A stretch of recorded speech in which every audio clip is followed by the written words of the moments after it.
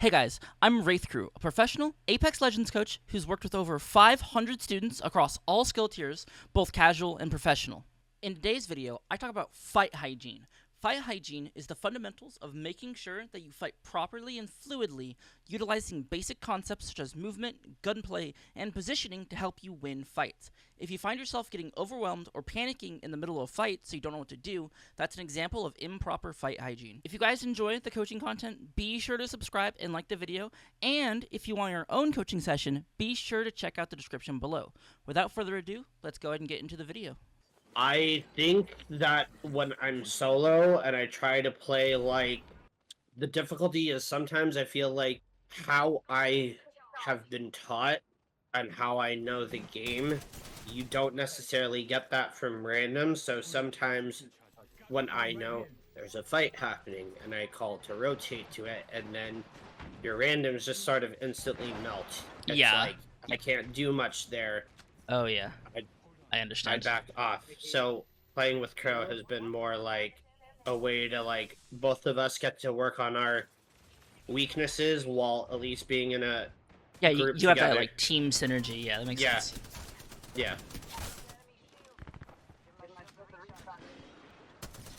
Okay. Okay.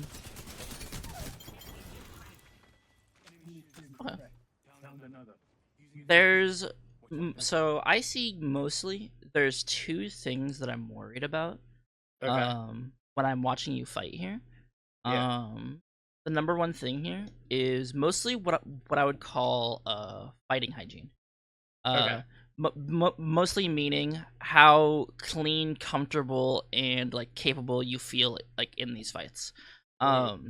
It's not really that. I'm not really saying like, oh, you're not being aggressive enough, or you're not doing this certain thing enough. It's kind of like a whole combination of things. Okay. Let me go ahead and start with some of the things I want to talk about here. So first off here, obviously you EMP yourself. I'm not really. To be honest with you, this is the thing I'm stressing the least out of like everything here. I think this is just like I think this is probably just a mixture of solo queue and wanting to just kill this guy who's right here. I can completely understand this. The other thing I kind of have a problem with here is when we look at the minimap here. I mean, you took time to process that there's one guy here. That's kind of your whole plan right now. You know there's one guy here. Yeah. You want to kill this guy. And I knew that the two people were there, so I knew that they were out of the fight, and I wanted to try and clean this up quickly so that this was a 3v2. Yes. That was my game plan. Yes, it's a great plan. 100%. Yeah. Completely correct. The only problem here is that you are slow. You are slow in a lot of the way that you approach the map geographically. This is going to tie into pathing. Okay. But like I said earlier. So let's go ahead and discuss right here. Okay. So right here, we're going to talk about this idea called exposure. Right. Okay. Pretty simple idea. It just means where can people shoot you from? Well, you came from this area. You scanned this. You know there's nobody over here, right? So you're exposed this way, but it doesn't matter. You know that there's enemies directly this way. You know that they're somewhere in the building, and you have a pretty good idea where they can peek you from. There's like this door and that door over there, and like the door like all the way over here, whatever, right? But it's just kind of vaguely this direction.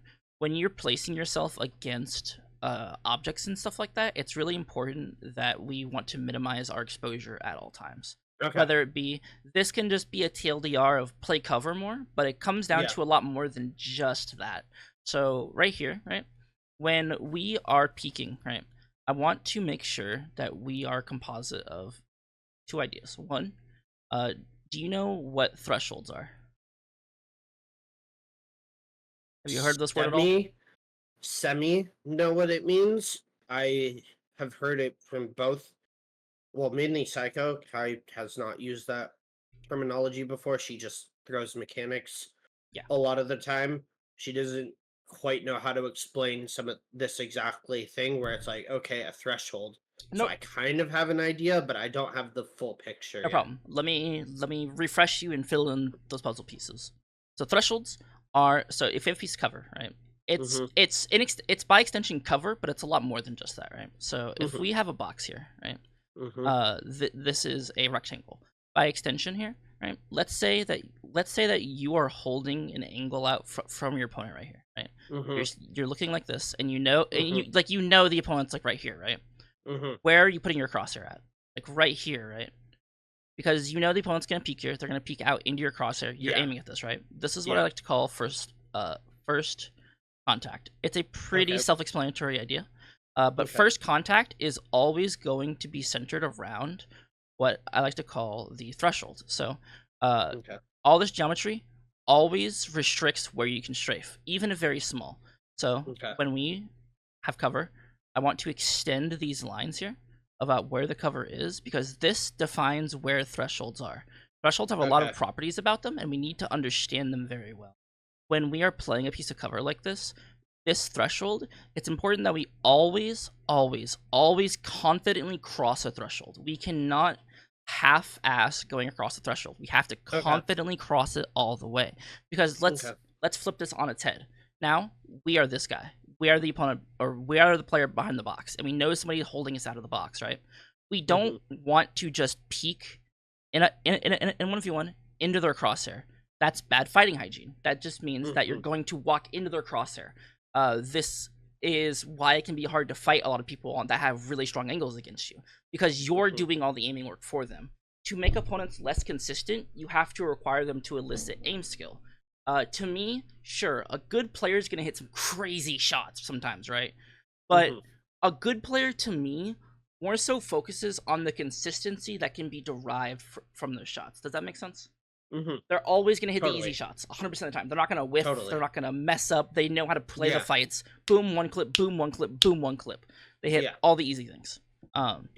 So, let's take a little bit of a better example that most people understand, and this is going to be a door. A door is the most classic and strongest threshold. Well, just about strongest threshold. There's specific examples. Generally, doors are the strongest thresholds there are, because it restricts a lot of your strafe space, right?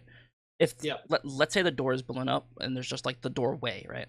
If you don't have a catalyst, when you stand in the doorway, you can't move left and right at all, right? You're like you can, but it doesn't move your character very much. If someone's aiming at you from inside the building or even outside the building, right?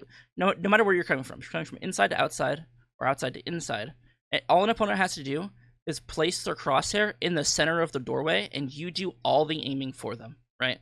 Question. Yes, I agree with that. Good. Yes. The question I have, one thing I try to do, and I don't know if this is part of making the work easier for the opponent, which is I don't know what color this is, but if you're sitting more on like the corner of the door trying to do like peeking, knowing they're there, how is that still doing the work for them to where you're being hesitant in the threshold? I will answer that in just a quick second. Okay. Yeah, all that angling stuff I will get to kind of with in tandem with this. The problem is also that with thresholds, once you cross this line, you are hit with a big wave of exposure. So, for example, if we are the person right here, right, and we walk like this, we are now exposed on every angle this way, right? We can be hit from anyone over here. And if we don't know where our opponents are, this is very dangerous, right? Because you go, oh, there's one guy here. I'm just going to peek this guy. Oh my god, his teammate came over here. Now I'm getting fired by two people. And this guy has a deeper angle on you, so it's harder to run away, right?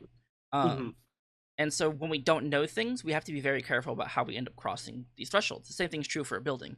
You ever walk in a building and just get blown up by two people in the building, right? Because they can, all they have to do is put their crosshair like right here, and then you are kind of stuck here. So it's important that when we analyze how we play around thresholds, we have a very strong understanding. I'm actually gonna open Apex for this. It's best to show you kind of in the firing range for this next part. I love visual representations because I'm a visual learner, ADHD. Yeah, I love visuals. I try and tackle like every learning method. I try and go visual, audio, examples, like all that kind of stuff. I like to if we don't want to necessarily always cross a threshold like this, that you if we do cross it, but cross it confidently, we have to get out of the threshold as fast as possible. The easiest, most consistent way to do this is simply a slide jump. That might sound like very simple. Remember that slide downs have a 3-second internal cooldown, right? This is what kind of causes that. This is what causes dead sliding most often. Let's say we're fighting this building. We have no scan characters. We have, but we have infinite time, right? In this infinite time, what we want to do is we want to make sure that this building is clear. We know that there's enemies somewhere in this building. We don't know where. So what we're gonna do? We're gonna look at this threshold. I'm gonna break this door. Just away. We're gonna take the threshold and we're going to start to use linear angles. What linear angles means is when we take this threshold here, we're going to treat the center, or at least the close part of the cover that we can access, as a pivot point. Okay. So this is where we start to organize all of our peaks from. So a linear angle, all this is saying is that when you peek somebody, they could be anywhere here, right? If you peek out in the open and you don't know where they are, they could be anywhere over here. What a linear angle is expressing is that they could only be in one place if they are there. So when you mentioned earlier that you're not in the threshold, but you're kind of playing like an angle off to the side of this, is this good? Yeah. Yes. Yeah, so because I know with shotguns, from practice, I need to get better at it.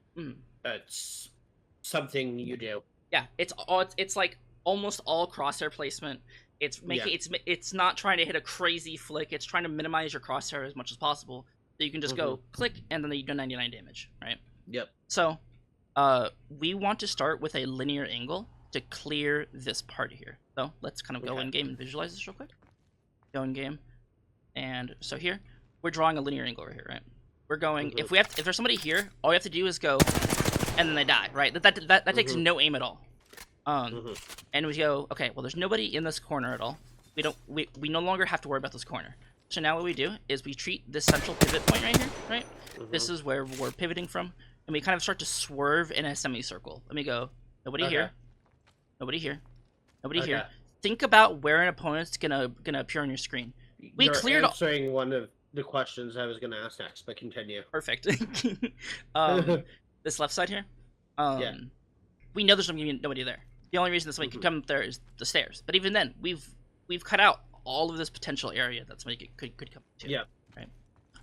Yes, somebody could come from the head glitch on the stairs, so definitely. Right.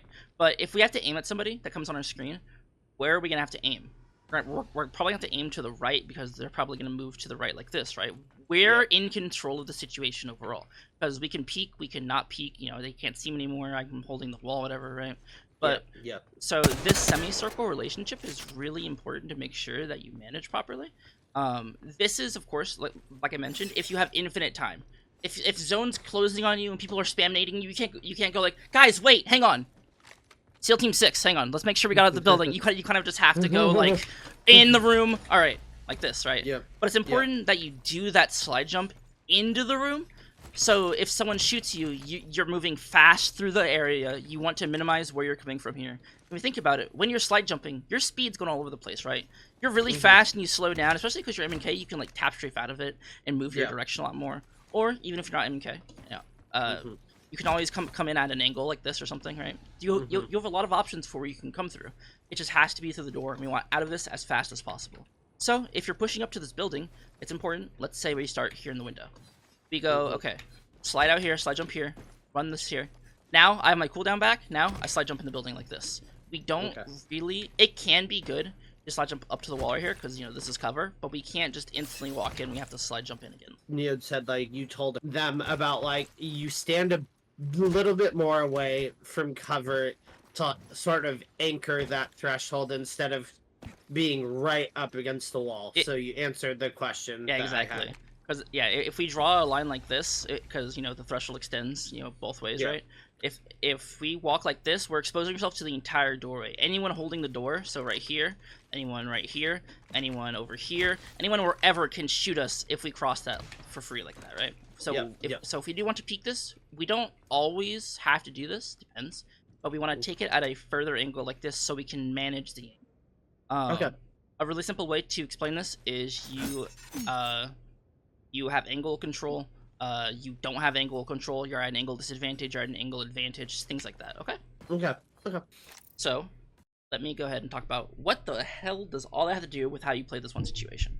Specifically, right here when you're crossing, I want you to right here. You're going to chase this guy. Perfectly fine play. Nothing wrong with that. slide down here. Perfect play. You're going to cover. You simply walk across the field where you're exposed from. They aren't peeking you here. They don't punish you for it, but there will be situations where you do get punished for it. If they had like a Horizon or a Valk, exactly. Yeah, that helps me. You don't respect the opponents here, not because not necessarily your own fault. You just don't know about this, right? You should slide jump from this fence to this fence, walk up to the corner, and then look for this guy. You want to cover as much space as possible. Yep. And even right here, and then you mistime the slide jump here. And then here you're running around kind of with your gun out, not really focused on what angle you should be looking at. I want you to try and make sure that you always know what angle you should be looking at, even if your gun is away. Just so you go, somebody's most likely to peek me from here. This is the most dangerous spot. I should stare at it. So in case somebody does peek me, I can pull my gun and instantly shoot. I don't want, because if you're not looking at it, you have to take time to readjust. You have to figure out where they are. They might not even be peeking you anymore. And it kind of creates this whole convoluted of like, I don't know where they are. And then you start panicking because you don't know where they are, and you're kind of just running somewhere. And then you might run deeper into them, right?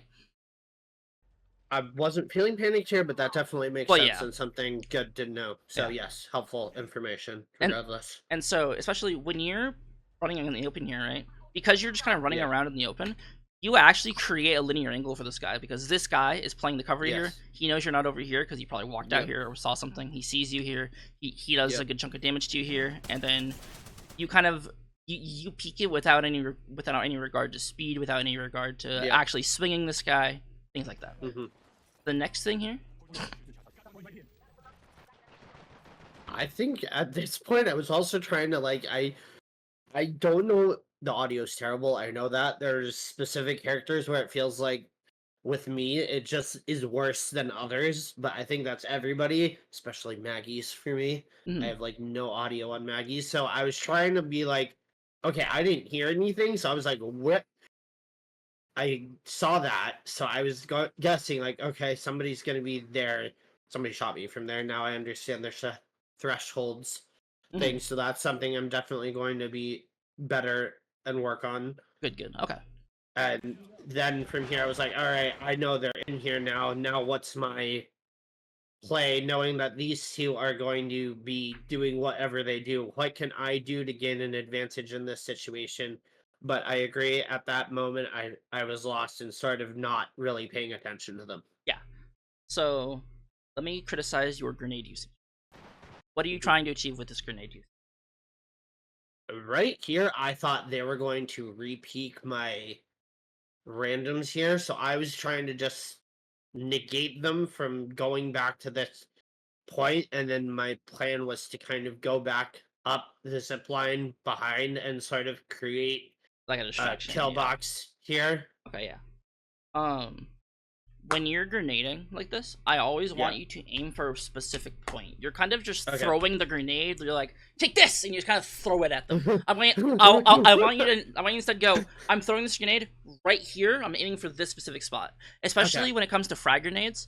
Unless you're trying to roll it or something, or you're trying to like throw it like onto a certain guy, you should typically almost always go for a sky nade here. Instead of trying, because even if it lands up here, it's still getting the same value, because if you throw it here, it's gonna roll back to the end of the platform here. No one's gonna be right here, right? I was actually hoping it was gonna ricochet back towards the door, but I know it might not. We're kind of praying. Yeah. This is more like a pray grenade of like, okay, I know they're inside this building. I just want to keep pressure maintained here. Yeah. I know what I need to do. I'm not thinking about what these two can do. I'm only relying on my own mechanical skill on what I'm hoping to achieve. Yeah. It's a pray, and definitely not a good way of doing it, but that's sort of what was going through my mind. Yeah, I understand. So I will think about how I'm throwing these now. Yeah. So you're trying to aim for this threshold right here, right? Yeah. Because I drew the full building on the other side, right? Yeah. Just if you skynaded this and it lands and it lands right here, and this guy goes to peek because he's like, oh my god, they're gonna push. We knocked one, and you blow this guy for 100. This guy gets thrown back in the room here, and the guy goes, oh my god, what a good nade! And then that would be perfectly timed for right here when you walk around and go all the way around here, because that guy, he gets blown up, he gets thrown back into the door. He's gonna be healing right in front of you right here, right? Yeah. The idea of what you went for is good. We just need to refine the execution, give you more specific intent purpose. Okay. Okay. And then here, when you peek this peek perfectly fine. Okay. You're looking for them here. You're going to shoot them here. Now, your teammate's also right here, right? Yeah. When you are fighting, I want to see you with your pathing here. Yep. I want to see you specifically work on your defaulting.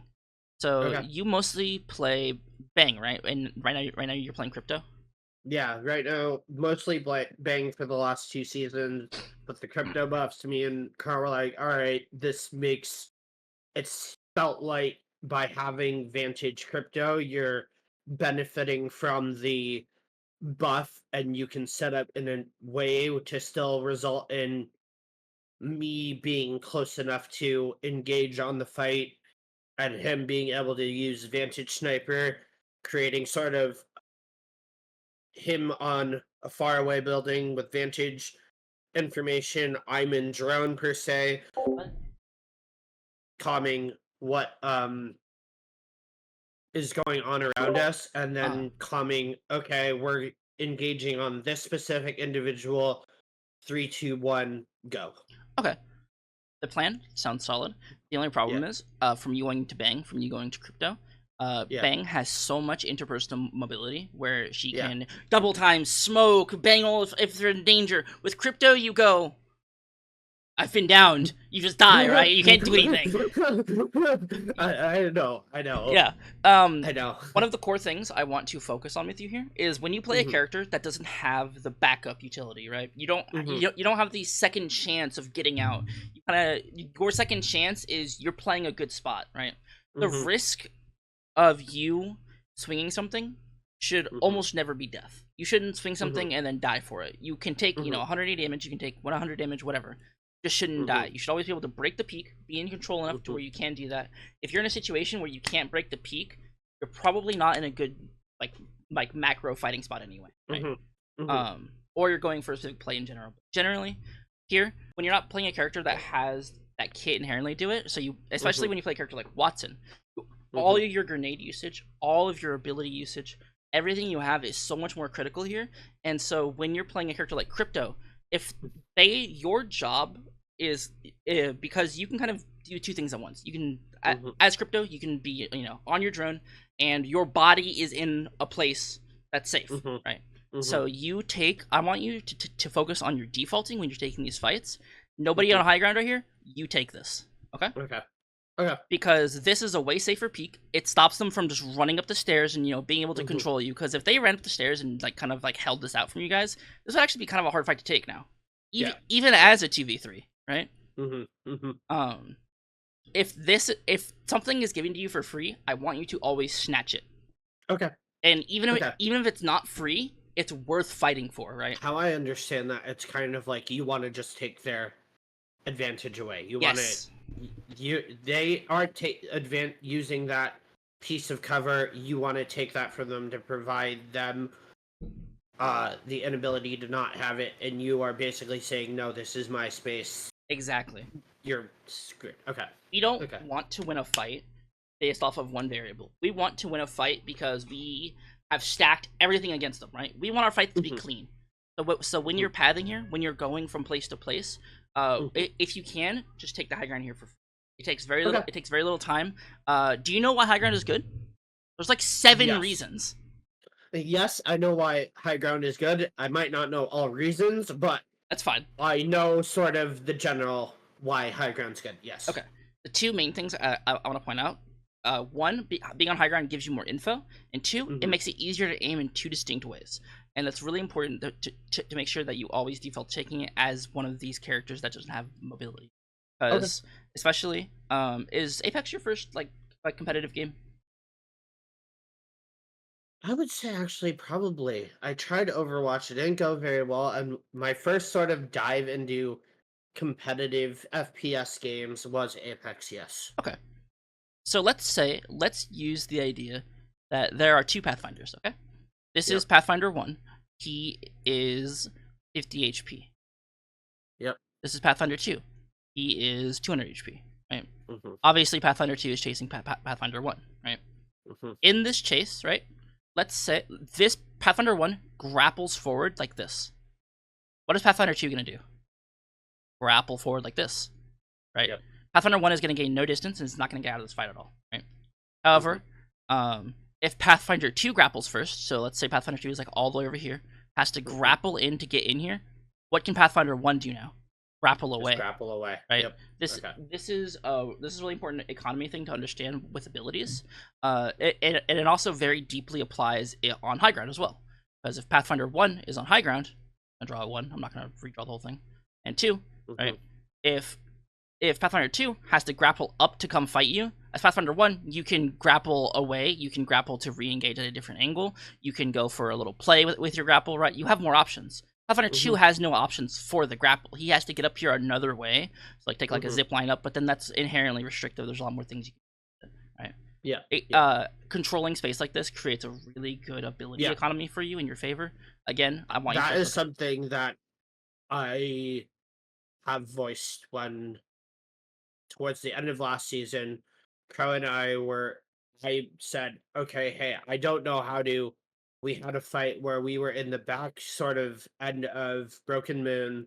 We had a team that had taken the space behind us. We had a team to our right, and we sort of got stuck in a building that we got stuck in. And we knew that he kept getting damage on the height team and kept vantage snipering them, getting good damage, but I didn't know how to take space at that point and how to smoke, how to optimize that. So that is something I definitely have been trying to work on, but I can even with knowing new information like this can further improve it. Yeah.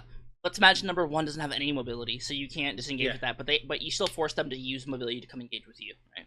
Yeah. It's way better when a horizon has to queue up to get to you rather than when the horizon's going crazy and you're like, all right, everyone shoot the horizon. The horizon throws the queue and goes woo woo woo woo woo woo in the lift and no one kills her. Right. Yep. Okay. Yep.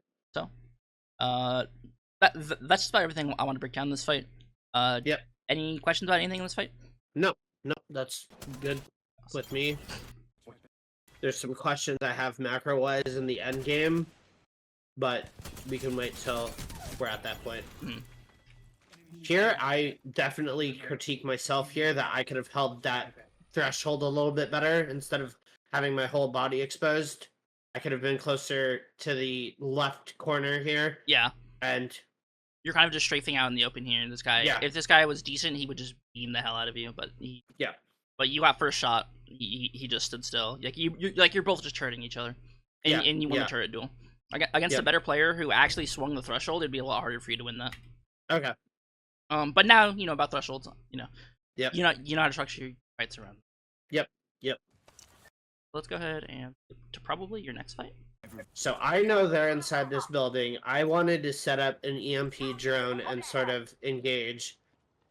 These two were being very difficult, so I was trying to just play slow and not put myself in too much danger. I know thresholds now, so I can better optimize this instance of what to do. I tried to get closer to maybe get some damage, try and do something with it, but we end up not doing anything, so this just kind of becomes... It kind of fizzles. Hey, it's a bunch of dirt. Fizzle. Yep. And then eventually we get to endgame where we had height advantage. I wanted to start looking at teams below us and fighting, but they wanted to stay on height, and so I kind of died trying to hold ultimate height because they didn't understand that, but I definitely now see the threshold fight of here and the one prior that it makes me understand how I could have done this better. So we have about 15 minutes left. Yeah. I'm going to give you an option. I can go into your aim here is bad for a specific reason of something I just think you don't know or don't realize. I can either go over that or I can go over the end game. What do you prefer? Let's go over the same technique because I'd rather learn that. Okay. So aim, right? Being sure. Yeah. Okay. Yeah. Right here. You mostly aim with your wrist and forearm, right? Yep. Problem is when you're aiming at this, right? Yep. What's the motion we have to aim at this guy? We have to pull our mouse down into us, right? Yep. The problem is if we aim. Let's draw a hand. I also have a skypad, so if that gives you an idea of I also have a mouse skypad. pad space, that's what I'm working with. Finger, forearm, shoulder. Right. Yep. We have 4 different distinct areas. Now, Yep. I want you to understand that each of these has an advantage and a disadvantage. It's not just faster. It's not just which one you correct with. It's fundamental, like, biology to understand what these do. Right. See, I don't know this. I'm glad I'm learning this. Woo! Yeah. Yay! So new information. Let's talk about what these muscles can do. Every muscle has its limitations to how it can move, right? Based on the joints surrounding it. Your finger joints, your wrist joint, your forearm joint, and your shoulder joint, right? Yep. The thing is, with your fingers have a full kind of like 360 range of motion where they can kind of go, like up, down, left, right, whatever, right? They have the ability to express fine movement, but only in a very limited sphere, right? A push and pull, we're going to correlate each of these with a push and pull. A push of your mouse, using only your fingers, is pushing your mouse up. So if I were to do it right now, it's pushing it up, or a pull is a pull down like this, right? Yep. That's what I just was doing. I was just, while you were talking about it, I was like, push up, yep. Perfect. Push down, yep. Especially because you can understand this and do this yourself. Perfect, awesome. Yep. Right, so the push and pull is an up and down motion, right? Yep. Now, a push and pull of your wrist is something more side to side, right? Because that joint, your wrist doesn't go up and down. Your mouse pad isn't 3D. You can't push it into your desk. You can't put it in the air. You can't motorcycle like wheelie your mouse, right? So it's side. So it's side to side, right? Yeah. Side to side. So your forearm. Let's think about the joint. The joint works very similar to the wrist, where it's going to be again side to side, right? Yep. And because these are the 2 core components as to what helps you aim here. The problem is when you have to aim down like this at the target, you can't do that because you're either not using your fingers or you're not using your shoulder here, which a shoulder has the benefit of having a full 360 range of motion, right? It's the complete opposite of what your fingers do, because your fingers can only move your fingers can only move very smallly, right? But your shoulder can move anywhere. You can pull your mouse down from the top of your pad to the bottom of your pad and keep going. You can pull your arm behind you with your shoulder, right? You can stretch your arm forward and go up your monitor and stuff with your shoulder, right? Yep. But it struggles really bad with fine control. Yes. Right? Yes. Because it's your shoulder. It's like trying to build like a little porcelain house with a toothpick, but instead of using a toothpick, you're using a hammer, and you're trying to like finally you just can't do that. It's too much force, right? It's too big of a tool for the wrong thing. And the problem is that when you're Kovaksing or you're aim training in general, you're only focusing on this because you're playing your default sense, right? It's basically going to the gym, doing curl ups on the same weight, maybe going up in weight, maybe going down in weight, trying different exercises, but at the end of the day, you're still just working your biceps, right? You're still doing the same exercise. What we need to do is we need to view aim training as a way of refining our aim overall. Sure, I'm not going to lie to you. It is going to be composite that a lot of your aim is going to be full wrist, but it's not the whole picture. There's situations like this where you have a high ground position, and it's good to have a high ground position overlooking these guys. You go for a crazy timing play, but you hit like 30 damage because you can't quite execute on it, right? If you hit 100 damage on that guy, you EMP, that guy can't run, right? You nade that guy behind cover, that guy's that guy's dead, right? Yeah, I call it the hesitancy factor. I'm working on that also. Good. Yeah. So, how do we fix this with Kovaaks? By using different sensitivities, right? We can specifically force ourselves to utilize different muscles by amplifying our sensitivity, right? To use our wrist and to use our fingers, we need a higher sentence, right? My recommendation for this is 5. CM per 360, right? Yes. Psycho told me all about it. He told me how to measure it when I'm in Apex. Yeah. Okay, awesome. So for fingers, I recommend to use 5 to 15 cm per 360. For shoulder, I recommend something between 50 to 70. That's really Okay. slow. Your arm is probably going to get a little bit tired doing it, but it's important Okay. to make sure that you do practice it still. It's required. Okay. This is really good for smoothness scenarios. Okay. In those scenarios, I definitely need to work on that. That is an area of focus I need to do on is being smoother. Yeah. yeah, reactive tracking is really good to practice on 515 cm. Okay. The only flip I'm going to add here is do not over use your wrist because it's the weakest joint you have. If you fuck up your wrist, it's going to lead to long-term problems. So don't do it for like an hour. Do it for like 5, 10, 15 minutes. I value my wrist too much, so I don't want to do that. Yeah, good. And then for this, I would say probably your normal range sensitivity. I would say 25 cm for your wrist. I would say probably something like 32 to 37 cm for your forearm, stuff like that. Okay. Okay. Focus specifically on doing this. This is going to help you a lot in helping you aim and manage your fine motor control skills when doing this. Okay. You want to root almost all of the movement in your shoulder because your shoulder is so much more stable in helping you control these movements. It's going to give you so much more range of motion because what you would have to do normally with your forearm where you move like this, instead you're moving your shoulder like this and then your forearm like this. So now you can extend both a larger margin. You can now use more of your forearm on a different movement, right? Okay. It gives you the ability to ration out kind of more of your mouse pad, not have to go like a crazy track and then reset and then a crazy track and then a reset, right? Yeah. Yeah. Especially for things like octane jump pads, zip lines, things like that. Root most of the movement here, or you either root most of the movement here, or you root the movement here for faster speeds, and then you give it, and then use finer control as you need it more. If you're, for example, there's gonna be situations where you only need these two muscles, and this is going to be where you don't need accuracy at all, right? If someone's in your face barrel stuffing you, right? Like, you don't need to aim. Like, your gun is in their mouth. You don't need to shoot. All you need to do is just hold M1 and then like look at them. But because they're in your face, they're moving so fast, so you have to make sure you keep up the speed, make sure you have the range of motion. Right? Additionally, there are going to be times where you're basically going to only use like your shoulder and your fingers. That's going to be like for far range tracking. Right? If someone's like 200 meters away, you kind of need to just have these really small movements that you can control more and more and more and more, compared to only using your fingers, where you go, all right, now I reset. All right, now I reset. You see how much more fundamental like shots you get to hit because you're rooting it in a better muscle. Yeah. Okay, awesome. Yep.